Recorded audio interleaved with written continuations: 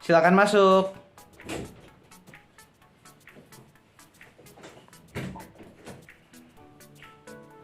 Siang, Dok.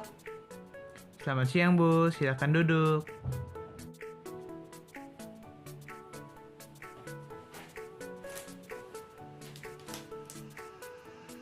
Ada yang bisa saya bantu, Bu? Saya ingin mengecek apakah makanan yang saya makan setiap hari sehat, seimbang, dan sudah sesuai dengan kebutuhan kalori saya, Dok.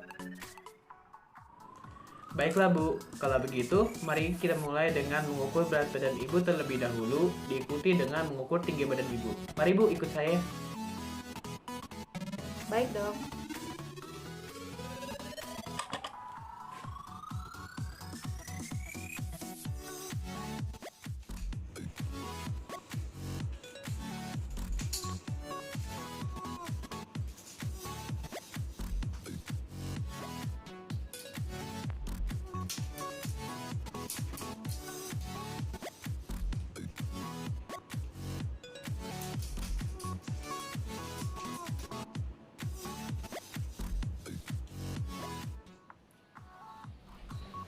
Selanjutnya saya akan menghitung berat badan ideal dari tinggi badan dan berat badan Ibu.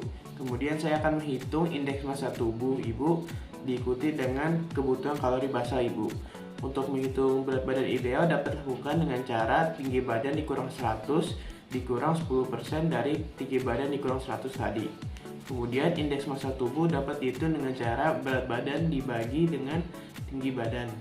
Kemudian kebutuhan kalori basal untuk laki-laki dapat dihitung dengan cara 30 kilokalori dikali BBI dan untuk perempuan 25 kilokalori dikali BBI.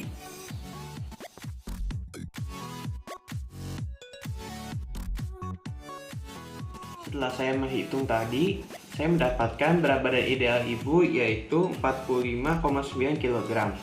Dan untuk indeks massa tubuhnya saya mendapatkan angka 23,3. Dalam range tersebut, Ibu dapat dikatakan normal, yaitu tidak terlalu kurus dan tidak terlalu gemuk.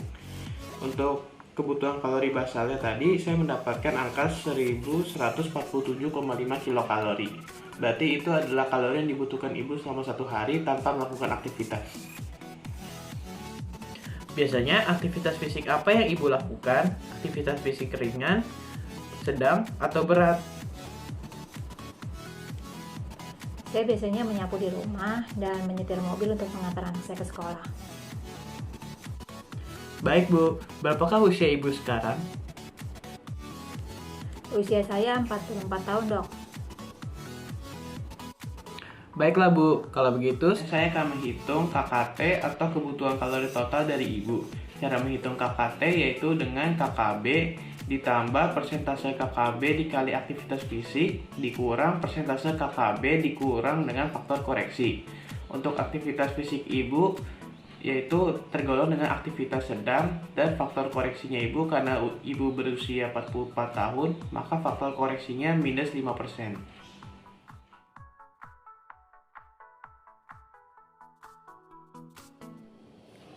Setelah menghitung kebutuhan kalori total atau KKT dari Ibu, saya mendapatkan angka 1319,625 kilokalori dengan aktivitas fisik sedang dan faktor koreksi minus 5%. Berarti Ibu membutuhkan 1319,625 kilokalori untuk melakukan aktivitas menyapu dan menyetir di usia 44 tahun ini. Bu, apa yang biasanya Ibu makan selama 3 hari ini? 2 hari yang lalu saya makan 1 porsi nasi putih, 1 porsi ati ampela kecap, dan 1 porsi tumis green cheese untuk pagi dan siang hari. Di sore harinya saya makan 5 potong pisang molen mini sebagai snack sore. Untuk makan malamnya saya makan 1 porsi nasi putih, 1 porsi bayam kuah bening, dan 1 porsi tempe penyet. Kemarin saya makan 1 porsi nasi putih, 1 potong bandeng goreng, dan 1 porsi tumis daun singkong untuk pagi dan siang hari. Di sore hari saya makan pisang sebagai snack sore. Untuk malamnya saya makan 1 porsi nasi goreng. Hari ini saya makan 1 porsi nasi putih dan 1 porsi tumis ayam jamur untuk pagi dan siang hari. Di sore hari saya makan 1 porsi pepaya potong. Untuk malamnya saya makan 1 porsi nasi putih, 1 porsi tumis kangkung, dan 1 porsi jamur goreng tepung. Sebentar ya Bu, saya akan menjumlahkan semua kalori makanan yang telah Ibu makan dan saya akan membandingkan apakah makanan yang sudah Ibu makan sesuai dengan kalori yang Ibu butuhkan.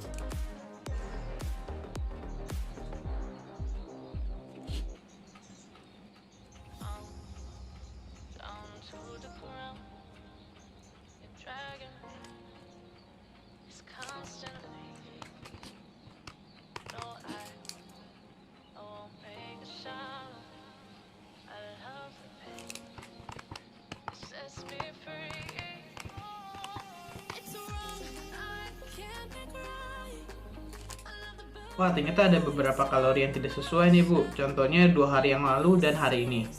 Untuk yang kemarin mungkin sudah cukup sesuai dengan kebutuhan kalori Ibu. Namun untuk yang 2 hari lalu dan hari ini cukup terbilang tinggi. Mungkin untuk yang 2 hari lalu snack sorenya bisa diganti dengan buah-buahan yang mengandung lebih banyak serat dan rendah kalori. Untuk yang hari ini mungkin tumis ayam jamur dapat diganti dengan capcay ayam jamur yang lebih rendah kalori. Baik dok. Selanjutnya, saya akan menjelaskan dampak dari kelebihan dan kekurangan dari karbohidrat. Kelebihan karbohidrat dapat membuat karbohidrat terkonversi menjadi lemak, sehingga menimbulkan obesitas. Kekurangan karbohidrat dapat membuat lemak terkonversi menjadi energi dan terjadi metabolisme lemak yang menghasilkan keton. Produksi keton yang melebihi kecepatan pembuangannya akan mengakibatkan ketosis, sehingga dapat menurunkan kinerja tubuh kita. Kemudian, dampak dari kelebihan dan kekurangan protein. Kelebihan protein dapat menyebabkan obesitas, asidosis, dehidrasi, diare, kenaikan amonia dan urea dalam darah, serta demam. Asam amino yang berlebih juga dapat memberatkan hati dan ginjal dalam metabolisme dan pengeluaran kelebihan nitrogen. Kekurangan protein dapat menyebabkan fenomena penyakit marasmus dan kwashiorkor. Marasmus umumnya diderita oleh bayi usia 1 tahun. Marasmus ini berpengaruh pada mental dan fisik yang sukar diperbaiki. Untuk penyakit kwashiorkor biasanya diderita oleh anak-anak usia 2-3 tahun. Penyakit ini membuat pertumbuhan terhambat, otot-otot berkurang dan melemah, dan sebagainya.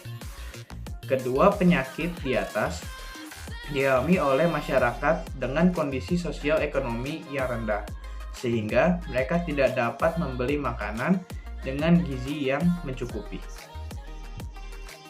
Yang terakhir yaitu kelebihan dan kekurangan lemak.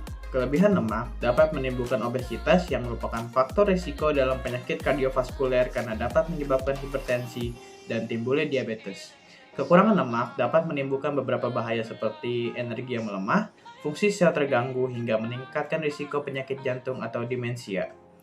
Jadi, untuk mencukupi gizi Ibu setiap harinya, Ibu harus mengonsumsi karbohidrat, protein, lemak, vitamin, mineral, dan air agar tubuh Ibu dapat bekerja secara maksimal dan terhindar dari berbagai macam penyakit. Oh baik dok, saya akan mengubah pola makan saya agar lebih seimbang dengan kebutuhan gizi saya. Terima kasih dok atas sarannya. Sama-sama Bu, semoga saran saya dapat membantu Ibu. Salam sehat Bu.